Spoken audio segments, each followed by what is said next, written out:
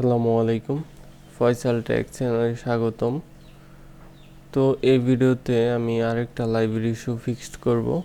দেখতে পাচ্ছেন এখানে কুড নট ফাইন্ড জেপি ওয়াসেভি পিকাসো ট্রান্সফরমেশন একটা ভার্সন দেওয়া আছে, যে কোনো ভার্সন হতে পারে। তো আমি যখনই অ্যাপ্লিকেশনটা বিল্ড করতে যাচ্ছি তখনই এই সমস্যাটা দেখাচ্ছে। আমি যদি আপনাদের লাইভে দেখাই তাহলে বুঝতে পারবেন। দেখতে পারলেন যে এই সমস্যাটা কিন্তু দেখাচ্ছে। তো এটা এখন ফিক্সড করবেন কিভাবে?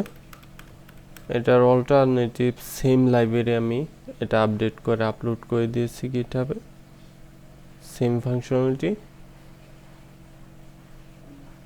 এখানে লেটেস্ট অ্যান্ড্রয়েড স্টুডিও হইলে এটা ইউজ করবেন, আর কিছুটা আগের হইলে এটা ইউজ করবেন।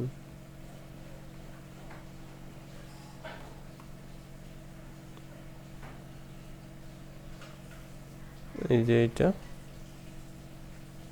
কমেন্ট করে রাখছি, আপাতত নিচে পেস্ট করে দিলাম, সিঙ্ক করে নিচ্ছি। তো এইখানে লাইব্রেরিটার নাম দিচ্ছি ব্লার থাম্বনেল পিকাসো দিয়ে।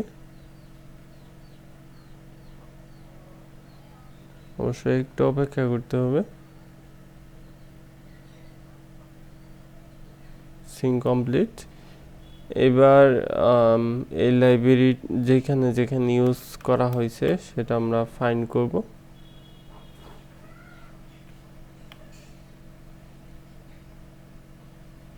এই যে প্রজেক্টের এইখানে ইম্পোর্ট করা হয়েছিল, এখানে এরর দেখতে পাচ্ছেন। ইম্পোর্টটা রিমুভ করব,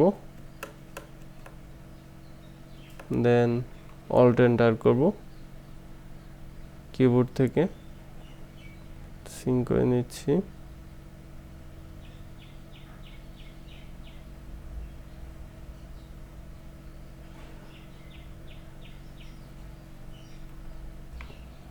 তো এরপরেও এইখানে ইম্পোর্ট না হলে, যদি ওল্ড প্রজেক্ট হয় setting.gradle থেকে এখানে গ্রে সেন্টারের নিচে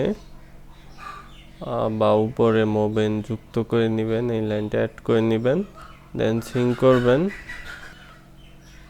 তো সিঙ্ক কমপ্লিট হওয়ার পরে এটা কিন্তু ইজিলি ইম্পোর্ট হয়ে যাবে, আর কোনো প্রকার এরর শো করবে না। ইম্পোর্ট তো ইম্পোর্ট হওয়ার পরে এইখানে দেখতে পারবেন যে ব্লার ডট থাম্বনেল, তারপর ট্রান্সফরমেশন, তারপর ব্লার ট্রান্সফরমেশন যেই ট্রানজিশনটা আছে সেটা চলে আসছে। তো এভাবে আপনারা সেম কোড ইউজ করে এই লাইব্রেরি অল্টারনেটিভ হিসেবে এটা ইউজ করতে পারেন, যে কোনো প্রজেক্টে কাজ করবে আশা করি। এই ভিডিও পর্যন্ত, আল্লাহ হাফেজ।